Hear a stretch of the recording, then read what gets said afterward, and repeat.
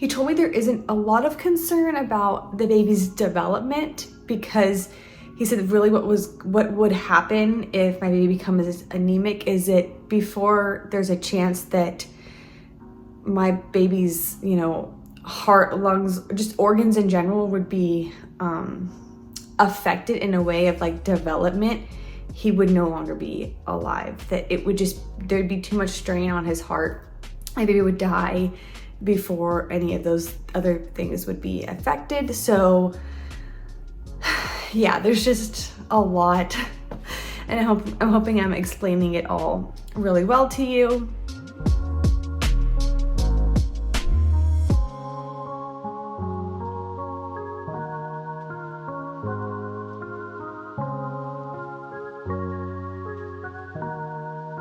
Hello and welcome back to my channel. Today I am 19 weeks and I just had my anatomy scan and my appointment with my specialist to go over my medical condition that I have with my blood. So in today's video, I want to talk about my anatomy scan and show you some pictures from my ultrasound. And then I want to go over my condition and kind of explain it in better detail because the doctor I spoke to, he did a great job explaining it to me. And then lastly, I want to talk about what this means for my pregnancy going forward and what it means for our little baby boy. Before I get into this video, I want to apologize for all these boxes. This is Christmas gifts that I need to go through, organize, or wrap. I'm kind of debating on doing a live video where I wrap Christmas gifts for my kids and chat with all of you. So if you want me to do that, then tell me in the comments if you do, and maybe what a best time would be. Maybe I'll do it later this week because I need to wrap Christmas gifts and I need to figure out what I'm still missing because I've been ordering stuff and it's just been going in here. And yeah, I need to like organize my life and get going so I can figure out what else I need for Christmas. Anyways, let's talk about my anatomy scan and I will show you some photos of our little baby boy. I did post one on Instagram and the lady who did my ultrasound took a million photos and then sent me a link on my phone to see like pretty much all the photos. So I want to show you a bunch. And from my ultrasound tech, she told me that everything looked really good. I will have a little bit more information when I go to my doctor's appointment Monday, which I think I will have that doctor's appointment before this video will go live because I am filming it on the weekend, and so it might go live when I'm like 20 weeks already. But I will have my 20-week OB appointment or midwife appointment probably before this video goes live. So if I need to add anything, I'll try to add it to the end of this video if something comes up at my 20-week OB appointment and I'm already out of breath. Whew. Okay, so she said everything looked really good with him and he is measuring where he needs to be. I think he was measuring a few days ahead, which it doesn't really mean a whole lot when you're like this early along in pregnancy, but I will show you guys what my belly looks like. There we go. So this is my 19, almost 20-week belly. Today is Saturday, so Tuesday I turn 20 weeks, so halfway there. But I feel very round today. This is so crazy. I look very, very big and pregnant. Office is freezing. I guess the vent was closed, so I had to open the vent when I came in here today because it is chilly in here and I was like, this is too cold for me. So thankfully everything looked good on the ultrasound, which is, you know, a sign of relief. I had another blood test done yesterday, Friday, to check my numbers for my antibody C, but also to do another genetic screening that my midwife said I could do, which, like I've said before, I normally do not do genetic screening in my pregnancies just because to me, like, it's not going to change how I deal with my pregnancy, and it's not going to change my opinion, basically. That's what I have to say about that on my pregnancy. So I don't normally get them, but because I'm already high risk because of like myself, I don't want there to be any other complications that we're not aware of when it comes to this particular pregnancy and probably all my pregnancies going forward. Now, I have touched on my particular antibodies in prior videos, like saying what it was that I have the antibody C, but I had very little knowledge about what this is because my midwives could not really give me much information, which is pretty frustrating as like a patient's perspective. But when I sat down with this doctor who specializes in high-risk pregnancies, he explained it super well to me, and he even told me that a lot of things, he's like, any OB, any midwife, they should know all of this. And he said that this is one of those things that he would give like an OB or a midwife a break on not fully understanding because it is very uncommon. Not very many people have antibody blood issues in general, and then not very many people have what I have because it's not common that people have an issue with it. So he was like, I don't blame them for not understanding and not being able to explain it very well to you. And I'm going to try my best to explain it to all of you so you can kind of understand how it works. So the way he explained it to me is that all of our blood from person to person is different, or like slightly different. It's not like a fingerprint different, but it's different from person to person.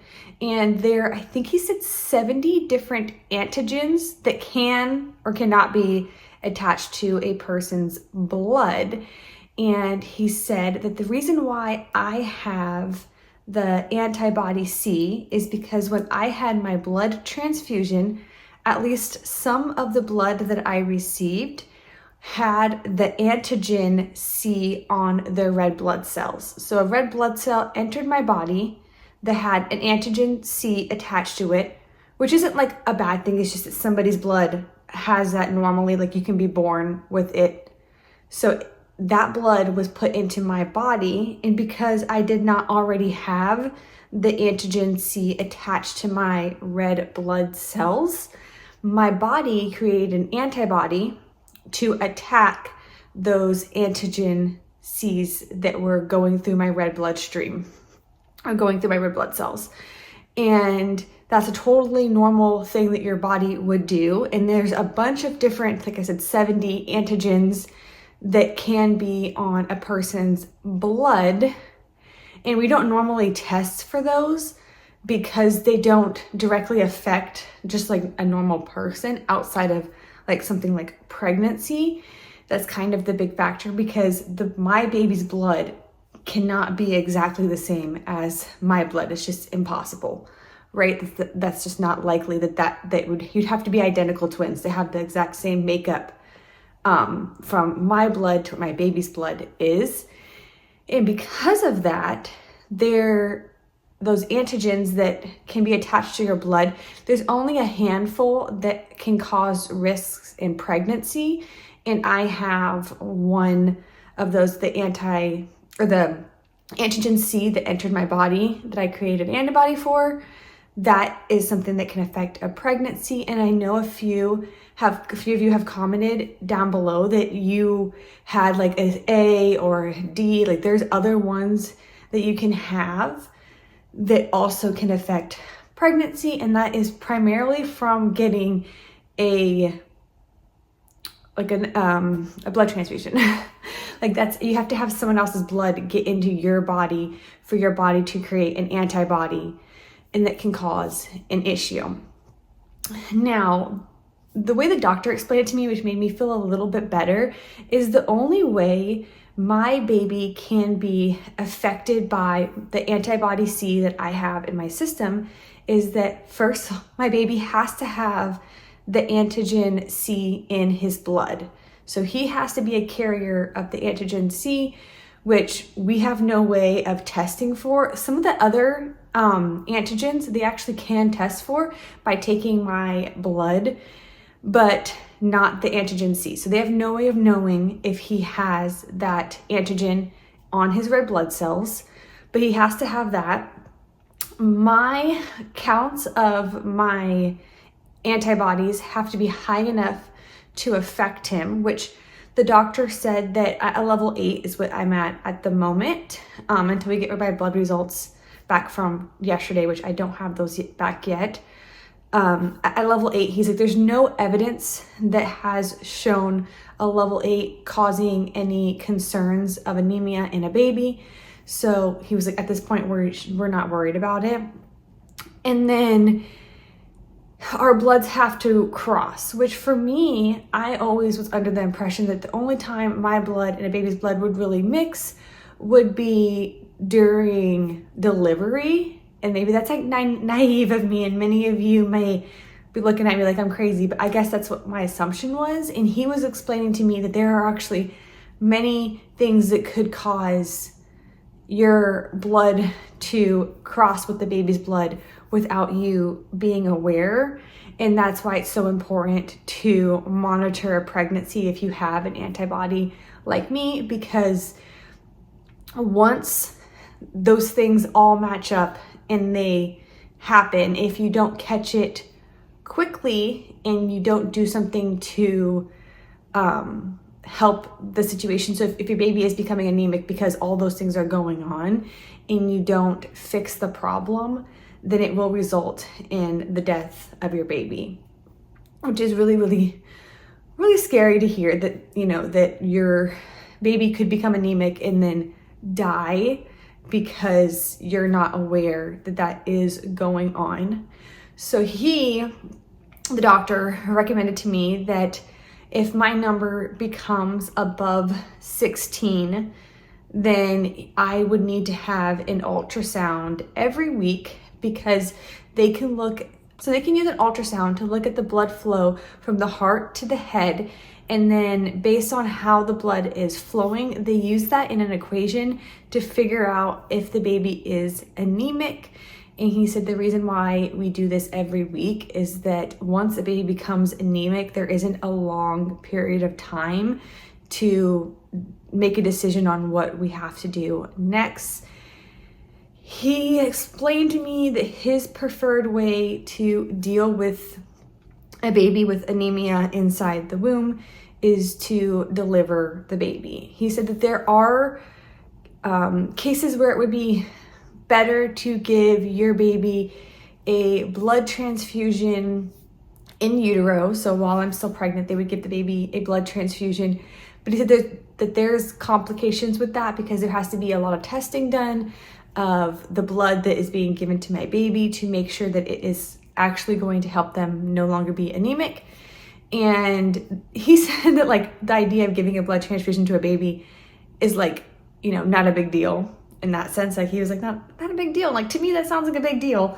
But he said that that's not something that they like to do unless you are very early in pregnancy. So he's like, if you were dealing with that right now, obviously that would be something that we would be suggesting, because you could not deliver a healthy baby at 19 weeks.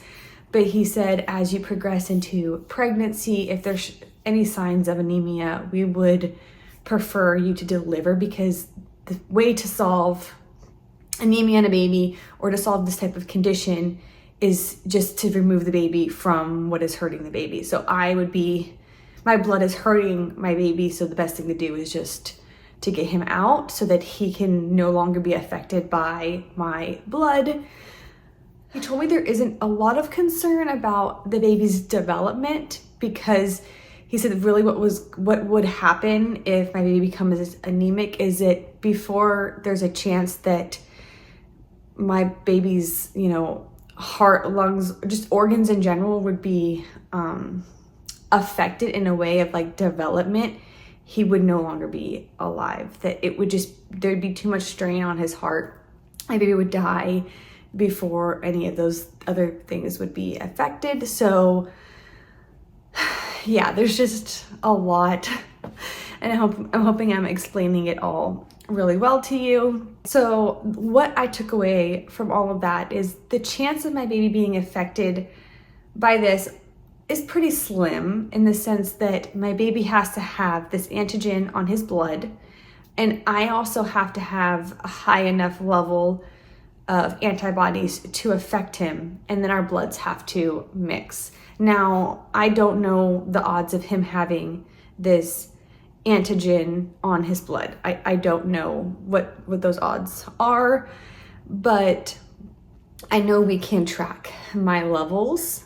And from what the doctor explained to me is that the evidence that at the number 16, which I guess I should explain this, I was confused how it went from, my numbers went from 4 to 8, and then it stayed at 8. And he told me that the reason why that would happen is that your numbers can only double in a situation like this.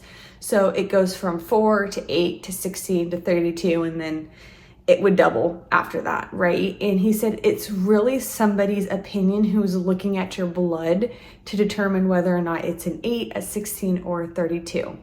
He said most of the evidence of a baby being affected by this particular antigen is closer to that 32 number, but because it is a person's, like a lab person is looking at your blood and saying, oh, it's a 16, oh no, it's a 32, that there is a chance that I could be reading at a 16, but I am actually more like a 32. And that's, so it is his preference that we start monitoring my baby's blood flow at a 16 and not wait for me to get to a 32. But he said, you know, if I didn't want to have ultrasounds, if I was really, really against that, that he said that I could hold out to 32 if I really wanted to. But he's like, at 32, you have to be in here every week having an ultrasound, because the chance of your baby being affected is at a higher chance at that point, and we have to be constantly monitoring to make sure we catch if your baby becomes anemia as soon as possible, because that's the only way to prevent death of a baby. Which, that's scary, hearing that, you know, you have to make sure that you are on top of this to make sure that your baby doesn't die. But obviously, when it comes to this baby that I work so hard to have and that I love so much already, I am going to go in and have an ultrasound every week if my numbers are high enough to deem having those ultrasounds. And having an ultrasound every week sounds pretty stressful, because I have other little children. My husband works a lot and he's about to start working even more, unfortunately. So I'm really hoping that my numbers stay at an 8 and they don't go up. So if you're the praying type, please pray for me that my numbers stay low and I don't have to have ultrasounds, and that my baby won't be at a risk of having this condition.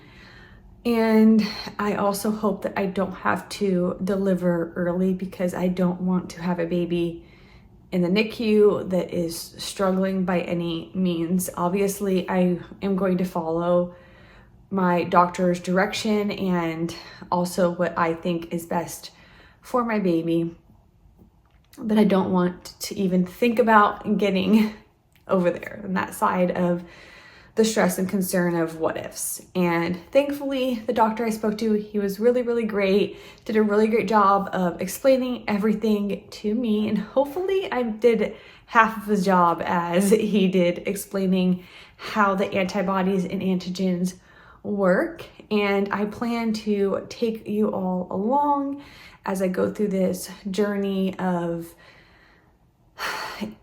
I don't know what this is. Like, am I technically high risk? I think so, because I have this antibody in my system. But as of right now, all we can do is just test my blood and hope that my numbers stay low enough where I won't have to have ultrasounds every week. I know that, like, the idea of seeing a baby a lot is exciting, but going to a specialist every week is kind of daunting. But either way, I will do whatever I need to do to make sure that my baby stays healthy and that we get to bring him home safe and sound to our family. And I know every doctor has their own opinion about things, and the doctor I spoke to had a lot of opinions about early delivery, and he kind of went in depth of like today's technology and the things that we can do, that a lot of times it's safer for a baby to be out than in, and certain circumstances, like the circumstance that I am in, and I need to mentally prepare myself for the chance of having a baby early. So my next thing that I need to work on is fixing like the nursery and the boys' room, because I still have some clothes and stuff for my youngest in our nursery, and that room is trashed. Like, it is just like a storage room of like baby stuff that I've started to get out. So even though I am about to be 20 weeks and I normally would not be like trying to get organized for a baby already, I think that that's on my next to-do list. I need to get that nursery put together, go through clothes, figure out what I need, purchase whatever I need. I probably need to like actually start like making a registry or a list or something so I know what I need to buy for this baby, because I can't just like put it off until like last minute because I don't know when last minute is. I don't know when we're going to be like thinking about when we're gonna have to make a decision on whether or not I'm delivering. He kind of told me that like if something's going on with the baby, it's going to be like, this is what we're doing right now kind of thing. There's not going to be like, oh, well, we're going to see what it's like 4 weeks from now or something. He pretty much told me once we see anemia, we have to make a decision on what we're doing right then based on where I am pregnancy-wise, like how far along I am. And there's not going to be a lot of like planning things out, right? There's not going to be a lot of waiting, because there is no like waiting. If my baby's having anemia, there's issues with his blood flow, then we have to decide right then what we are doing for the safety of my son. So a lot of things to process, a lot of things to get done. It's better for me just to probably start doing them now than to wait till I'm like 30 weeks, which is what I usually do. I usually start buying everything when I'm like 30 or 32 weeks, and I'm like, okay, and then I'll get organized. But that's probably not smart to do this pregnancy. All right, well, thank you all for following along with my journey, and hopefully my numbers stay low, but I will keep you all updated. And I'm going to try and go live and wrap Christmas gifts with all of you. So if you have questions about this pregnancy, what's going on with me, then please stay tuned for that live. And I would love to chat with all of you. Bye.